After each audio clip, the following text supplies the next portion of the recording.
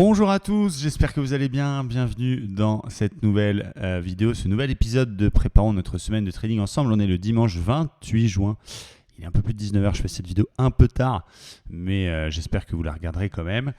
Pour faire un point tout simplement sur les marchés, voir un petit peu quels seront mes plans pour demain, mon avis technique et que nous raconte évidemment l'analyse technique. Voilà, c'est un avis comme d'habitude et j'espère que ce format vous plaît.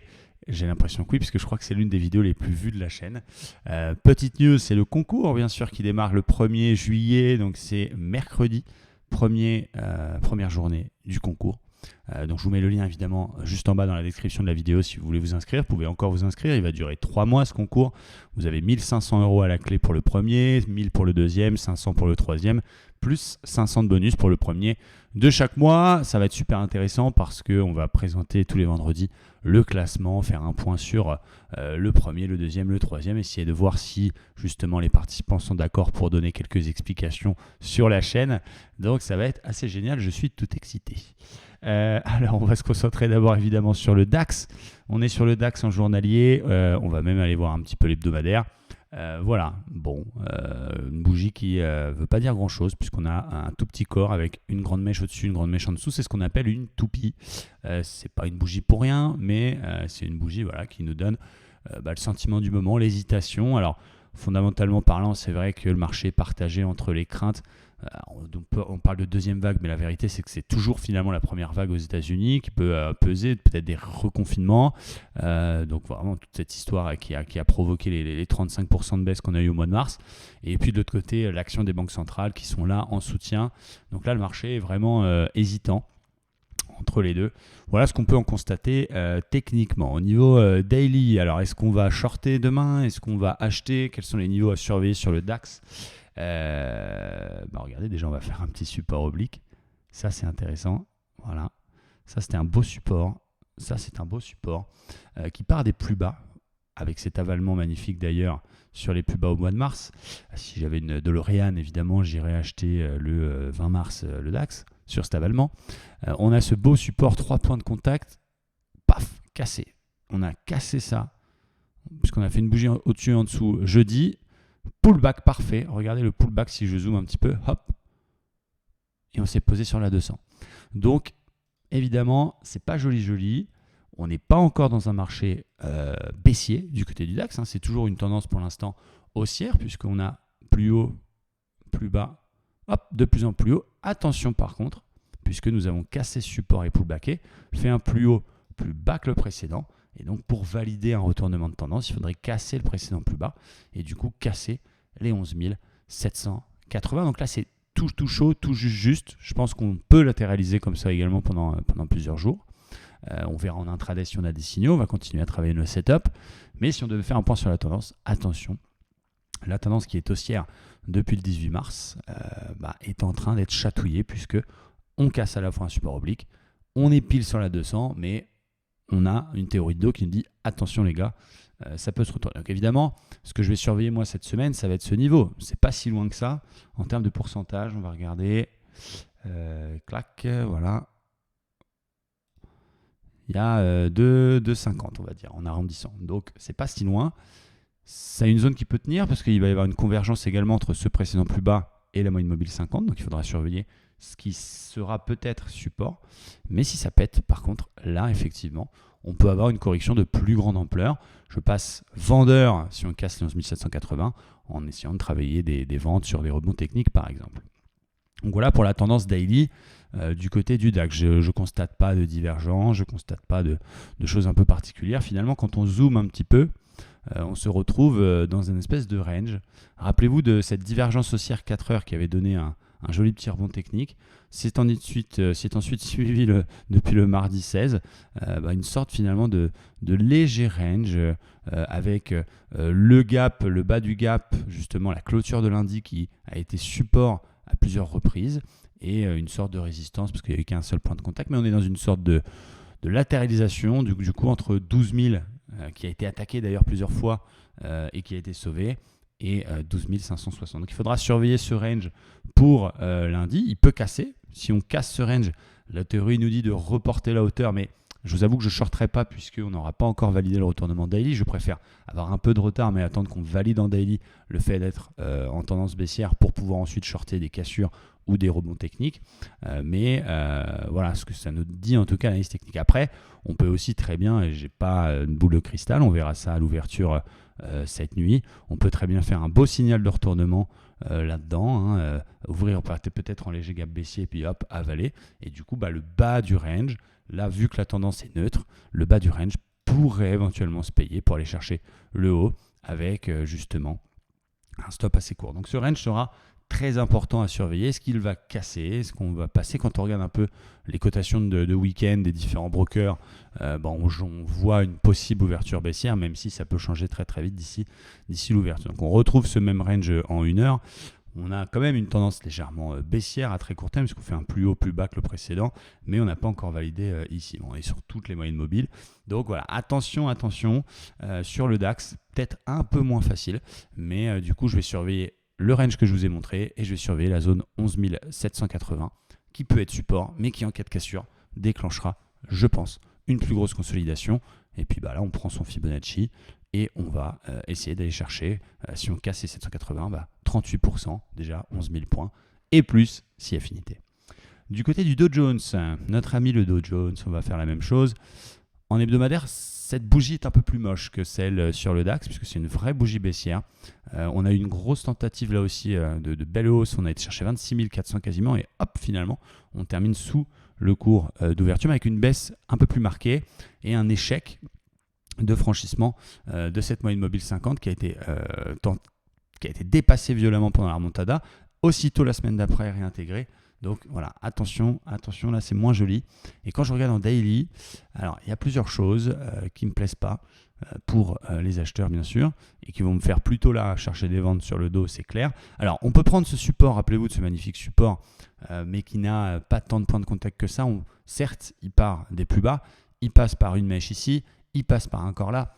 Pour moi, c'est moins significatif que celui que je vais tracer juste après, qui exceptionnellement, normalement on est censé tracer un support depuis les plus bas, surtout quand c'est oblique bien évidemment, mais est beaucoup plus propre avec 1, 2, 3, 4 points de contact. C'est un peu le même que sur le DAX, même si on ne parle pas des plus bas, et on va dire qu'on accepte cette exception au vu de la configuration quand même très spécifique des marchés qui, je rappelle, cette année ont fait un nouveau record historique, puis moins 38, puis plus 50. Donc on est quand même dans une année relativement exceptionnelle et très compliquée pour les chartistes.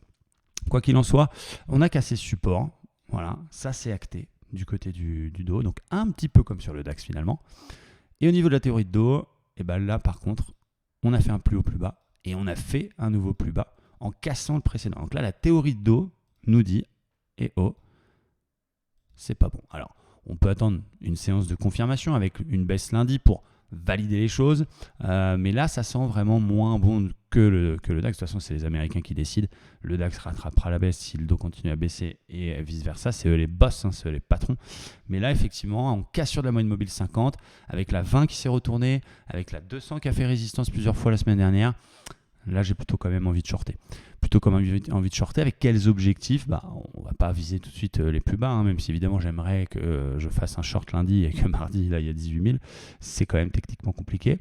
Quels sont mes objectifs? Donc là aussi on peut prendre cette petite zone à faire attention quand même, qui est une zone de polarité qui a été résistance puis support. Donc attention quand même à cette zone 34 600 et également au point pivot mensuel qui est pareil, qui est pas très très loin. Donc il ne faudra pas être trop gourmand et se barrer si tout de suite on voit un gros signal de retournement, ou en tout cas une grosse bougie qui nous dit c'est fini, je vous ai fait un piège d'une fausse sortie par le bas.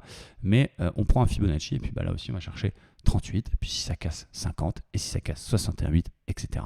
Donc c'est moins joli. Maintenant, est-ce que c'est le bon timing pour rentrer?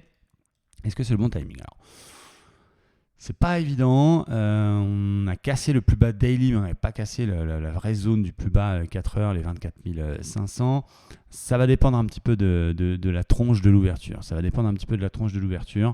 Je peux par exemple tracer cette résistance oblique qui passe par 2 points de contact, le laisser faire un petit peu le mariole. C'est l'imagination, c'est un scénario. Une baisse, on vient rebondir un petit peu, hop, on pull back justement les 25 120 qui est pas en 4 heures mais en daily le vrai plus bas, et tac, on tente quelque chose avec un stop court pour aller chercher une première zone intraday, pas trop gourmande, qui serait justement les 24, entre 24 400 et 24 450, et puis pourquoi pas plus si affiné. Vous voyez, ça par exemple, ce serait un super plan. À l'inverse, si on a une grosse hausse, on attendra la fin de la bougie daily et de réintégrer le précédent plus bas cassé pour éventuellement passer acheteur avec cette fausse sortie par le bas. Donc ça va vraiment être super intéressant lundi, ça va être top. Je regarde si j'ai pas des petites choses, des petites divergences haussières. Je découvre en même temps que vous, je vous avoue, parce que j'ai pris 2 jours, jeudi et vendredi, pour rester un petit peu off. J'avais besoin de me vider un petit peu l'esprit. Il faut aussi accepter qu'on n'est pas des machines et des fois on a besoin de souffler. Donc c'est une vidéo intéressante puisque je découvre. D'habitude, je regarde évidemment toute la semaine, j'y suis tous les jours et je prépare un peu avant la vidéo. Là, je découvre avec vous. Donc c'est ça qui est assez génial. J'ai pas de divergence, j'ai pas d'autres signaux de retournement. Par contre, je vois tout de suite, regardez, cette petite vague de Wolf. 1, 2, 3, 4, 5. Bon, évidemment, ça va être crucial au niveau de l'ouverture lundi. On peut peut-être la défoncer. Mais d'ailleurs, j'aime bien les vagues de Wolf qui dépassent et réintègrent. Donc, je suis capable aussi, si je vois qu'on n'arrive pas à casser le plus bas, justement, les 24 400 ou les 24 550, le plus bas 4 heures de tout à l'heure, et que finalement on réintègre et qu'on fait une vague de Wolf, je suis également capable, sans biais, de payer en travaillant mes setups, ce qui donnerait finalement un pullback sur, rappelez-vous, le support cassé. Vous voyez, ça, c'est des petits trades intraday qu'on peut faire pour aller chercher. Regardez bien cette zone 25 850. Regardez bien en daily. Voilà, ça nous donnerait un petit pullback sur le support cassé. Pourquoi pas, en échec sur la 200 derrière, travailler ce pullback en reshortant. Vous voyez ce que je veux dire? Donc, toutes les pistes sont possibles. C'est vrai qu'il faut vraiment se concentrer pour ne pas être le seul con qui short le plus bas du jour ou qui achète le plus haut. Donc, il faut prendre son temps, travailler ses setups, peut-être être encore plus sélectif dans un marché comme actuellement où il y a des gros décalages intraday, prendre que la crème de la crème. Donc voilà aussi ce qu'on va essayer de faire la semaine prochaine. Donc pas vraiment de biais, pas de signaux de retournement à part cette petite Wolf qui pourrait donner un pullback. Vraiment très hâte d'être lundi pour travailler ça. Petit point sur le Nasdaq également avec cette magnifique vague de Wolf. Alors là, il y a du potentiel si ça se met en place. Bien sûr, on n'y est pas. Le Nasdaq, il est complètement taré. Il est sur des plus hauts, mais on voit qu'il a du mal quand même à clôturer au-dessus des 10 000 points en hebdomadaire. Il a tenté de le faire une première fois la première semaine de juin, la deuxième, la troisième, il a échoué. Il nous fait un beau doji. Regardez ce magnifique doji absolument fabuleux qui en soi n'est pas une bougie de retournement, un doji. Mais c'est une bougie d'hésitation qui avec une bougie rouge derrière, là par contre peut nous donner quelque chose de plus sympa. Donc je vois quand même que les 10 000 sur le Nasdaq ont du mal à passer. On a cette grosse vague de Wolf, je le rappelle, avec peut-être un petit double top avec une deuxième jambe un petit peu plus haute, intéressant. Regardez, ça c'est l'un de nos abonnés qui l'a vu, elle est vraiment bien, je le félicite. Regardez, le timing, tout est dans le timing. Regardez-moi ça, c'est la ASMR Trading. On va la regarder en ASMR. ASMR Trading, moitié trading, moitié ASMR. Voilà, vous avez une très belle épaule tête épaule, à travailler. J'espère qu'elle vous plaît, cette épaule tête épaule. Elle est magnifique. Magnifique. Et qu'est-ce qu'on fait quand on travaille une épaule tête épaule? Eh bien, on reporte, oui, la hauteur de la tête au niveau de la ligne de cou. On attend un petit pullback et hop, ASMR Trading, c'est fini. Voilà, vous avez ce qu'il faut pour travailler le Nasdaq. Donc, pareil, très belle épaule tête épaule. J'espère que ce petit ASMR vous a plu. C'est dimanche, ne vous inquiétez pas, c'est normal. On va sur le gold. Bon, je suis content puisqu'on a été chercher enfin ma zone 1780. Regardez, hop, tout juste. Ça fait des mois que je parle de cette zone. Yasta, comme on dit en espagnol. Donc évidemment, grosse résistance, très grosse résistance. Regardez, alors attends, c'est très haussière bien sûr. On peut largement dépasser ça et nous faire un plus haut de quasiment 10 ans. En tout cas, là, on est sur un plus haut depuis 2012, décembre 2012. C'est quand même énorme. J'ai bien fait, je vous avais fait une vidéo à ce sujet-là. Moi, j'ai acheté pas mal d'or physique il y a quelques mois et j'en suis très content. Là, on est sur une résistance. Donc évidemment, il y a deux solutions. Ou ça passe et derrière, on casse le plus haut. Donc c'est un fort signal. On peut payer avec un stop sous le plus bas précédent pour aller viser des objectifs. Pourquoi pas déjà les $1 900 et plus si affinité, 2000, pourquoi pas. Ou on fait un très gros signal de retournement et évidemment une résistance ça peut se travailler. Maintenant la tendance elle est très haussière, donc moi je vais attendre cette cassure pour éventuellement acheter de nouveau du gold. Le contexte macroéconomique, la tronche des indices, la tronche des marchés il sera pour beaucoup, c'est une valeur refuge. Donc voilà, il faut aussi garder en tête ce qui se passe globalement, macroéconomiquement, pour essayer de comprendre un peu ce que vous faites. Au niveau du pétrole, ça j'aime bien. Ça j'aime bien puisque on fait une divergence daily, alors qui n'est malheureusement pas dans mes critères parce que mon bruit est à 60 normalement pour shorter en tolérance basse et là on est à 57,80. Ça me plaît moins. Je vous avoue. C'est un peu dommage, mais on a une divergence baissière. Donc à la limite, au lieu de traverser cette divergence, si jamais on a une cassure du précédent plus bas et qu'on valide cette espèce de double top, peut-être que je m'amuserai à shorter le pétrole. On a une petite zone de polarité ici, regardez, hop, voilà. Par exemple, en cassure ici, boum, pourquoi pas, à surveiller. Voilà du côté de la première partie de notre émission. Je voulais vous montrer quelques opportunités Forex. USD CAD sur cette belle zone qui a très bien fonctionné. On en a parlé, on fait une tasse avec anse, donc à surveiller évidemment. Le NZD Yen, bon là c'est moins clair. Voilà, là l'euro GBP qui est sorti de son espèce de pause de latéralisation de ce range, pullbacké, donc ça peut être pas mal. On a un beau signal de reprise de la tendance haussière sur l'euro GBP, donc pourquoi pas essayer de le payer avec un stop proche pour aller chercher le report de la hauteur précédente. L'euro CHF, bon, il n'y a pas grand chose à dire pour le coup. Et le GBP USD, nous avons une belle divergence haussière, mais qui n'est pas validée, on n'a pas encore cassé le bruit, donc c'est à surveiller. Pas grand chose d'autre à dire, on a pas mal de positions en cours sur le Forex. Il y a de l'euro-yen qui a fait Julio qui nous a fait un trade magnifique sur l'euro-yen. L'USD MXN, moi j'ai payé cette zone ici de polarité fabuleuse hebdomadaire. Rappelez-vous, je vous en ai parlé si vous avez suivi, bravo. On a fait un nouveau plus haut, c'est excellent. NZD USD, on a shorté la résistance, ça marche bien. Euro-dollar, donc on a shorté là-haut la divergence. Et NZD CAD, attention, ça ne peut pas marcher à tous les coups évidemment. Divergence validée, pullback sur le bruit, on n'est pas stoppé puisqu'on n'a pas dépassé le plus haut, mais c'est chaud, ça tient les résistances. Voilà pour un point. Alors je vais juste vous parler de 2-3 actions pour terminer ça. L'action Craft Hands que Vincent vous a évoqué, je pense que c'est bien. On a une belle résistance qui fait le job. Donc autour des 34 $, on fait un double top validé. Donc ça c'est super. Dekers Outdoor, épaule, tête, épaule validé. Avec une ligne de résistance aussi là qui fait le job. Super pour envisager, je parle des shorts si jamais les scénarios vendeurs se mettent en place sur les indices. Là c'est magnifique. Trigano également, on valide une belle divergence daily fabuleuse. Ça c'est 3 actions, 3 idées d'action pour des shorts du côté des Américains, excusez-moi, du côté US. TF1 par contre à l'inverse, si jamais on invalide les scénarios vendeurs et qu'on repart à la hausse, eh bien on va plutôt évidemment essayer de chercher quelques actions à l'achat. Magnifique pullback sur le précédent plus haut cassé, fabuleux. Et on a une très grosse vague de Wolf en hebdomadaire. 1, 2, 3, 4, 5. Donc à surveiller pour éventuellement un achat. Si les scénarios se reprennent, si les indices se reprennent à la hausse. Score qui est sur un bas de canal, fabuleux. Qu'est-ce qu'on a d'autre qu'on pourrait vous recommander également à surveiller? Alors Wirecard, on l'a mis en surveillance, mais je ne pense pas que ce soit une très bonne idée d'attraper un couteau qui tombe. Rémi Cointreau, si on casse le plus haut précédent, voilà, l'objectif de Barclays c'est 150.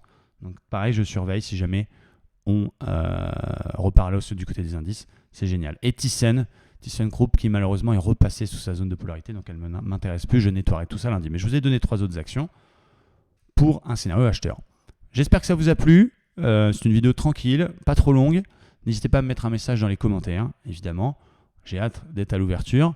Je vous rappelle que ça, c'est de l'analyse technique. On verra évidemment à l'ouverture ce qui se passera. Ce n'est pas une science exacte. Ça permet d'avoir une tendance, un timing, des plans. Mais il faut toujours travailler ces marchés avec des méthodes, du bon money management pour justement pouvoir travailler de façon sereine. Ne faites pas des all-in sur les choses qu'on vous a expliquées parce que j'ai dit ça. Restez très prudents. Merci à tous. Je vous souhaite un très bon dimanche soir et je vous dis à bientôt. Ciao, bye bye.